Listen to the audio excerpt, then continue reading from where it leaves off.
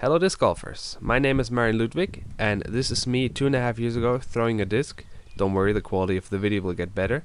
Back in the day I did a pretty slinging disc golf motion. It didn't actually have a lot to do with snap, with a clean form.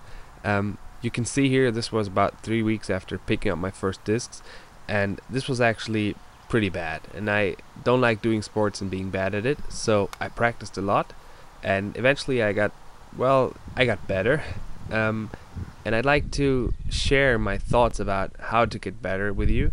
And one of the most important aspects to me of disc golf is the snap, so I'd like to show you something about the snap today. With snap I don't mean that sound that you sometimes make when the disc goes out of your hand. That's simply holding the disc too firmly. Snap is rather using your body as a whip to create maximum power. I want to do this because instead of improving on little things like pulling through a little bit higher or lower, snap is to me a key aspect of a disc golf motion. I'd like to start off by showing some other sports motions. First of all, because beginners most likely have done any other sport in the past, so they can see the similarities between what they've done before and what they've got to do with disc golf. And second of all, for everyone who says disc golf is just throwing some frisbees around, wrong. Disc golf is just as athletic as any other sport out there.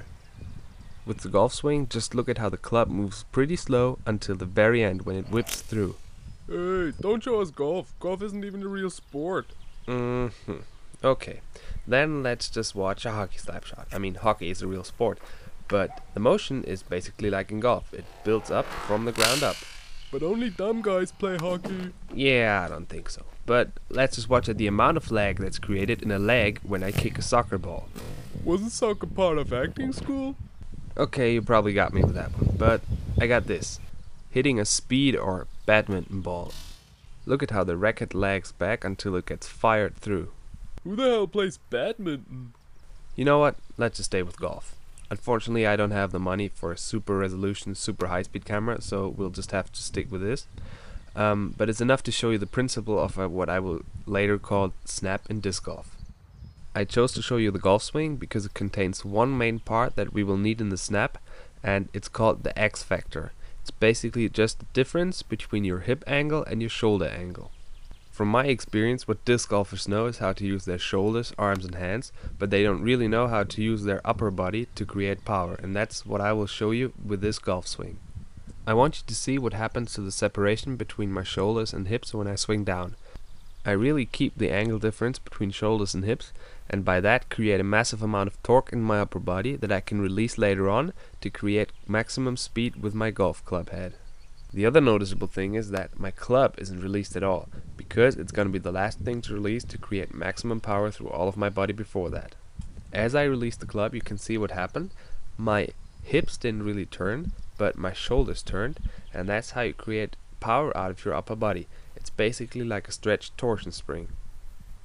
But after all, we're not here to learn golf, but disc golf. So let's just start with the sidearm motion because it's more similar to the golf motion. Snap is the perfectly timed series of events. First your weight shifts from right to left, then your hips turn, by that they create the lag that I just showed you, then your shoulders get fired through, they fire forward the elbow extends and the arm goes forward, and at the very end you snap your wrist. Just try and follow this chain of events in my sidearm form.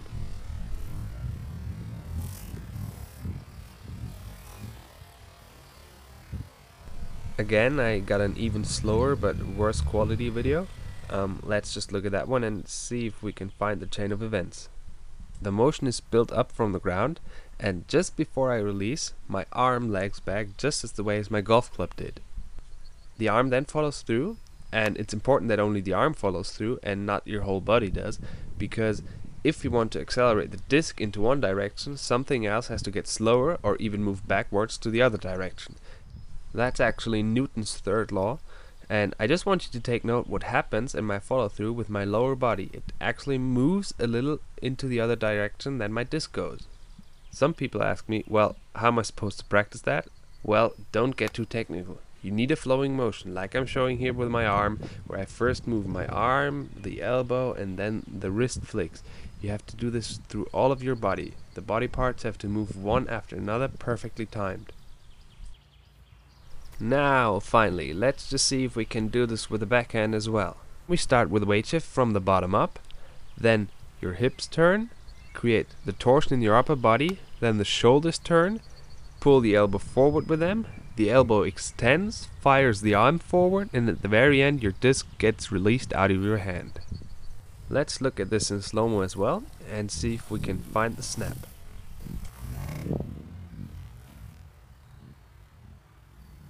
And as you might have expected, here comes the bad quality video again. Let's see if we can slow down a little and explain it a little closer. Now comes the reason why I explained the X factor, because this is just a mirror inverted thing of what I did in the golf swing. I unload the power in my legs, keep the angle between hips and shoulders, plus I pull the disc towards my body to create the load in my upper body that I can release later on. If you can get yourself into this position, there's not much more that you can do wrong, because your body will unwind itself and the disc, due to the rotational force, will go away from your body anyway. Last but not least, how do you practice that? Again, it's the same like with the sidearm. Your body parts have to move one after another, perfectly timed and in a way that by reducing the speed of one body part, the next one in the chain of events is accelerated. The thing that you have to accept though is, you gotta practice it, it's gonna take time. Even if you got a lot of natural talent, maybe like Simon Lizotte or Paul Macbeth, even they had to practice it, even they had to do it over and over again until they got where they are right now. I mean, it took me 2.5 years to get to where I am right now, and I practiced an average 6 or 7 days a week, and I'm still not where I want to be, so it's gonna take a lot of time and practice. Well, you could now see my throwing motion develop over the last 2.5 to 3 years, and there's one thing where I really notice a difference. If any one of you has ever held one of these MVP discs in your hand, they've got this overmold technology. This is where it really makes a difference to have snap and to have a good clean form with a lot of rotation on your disc.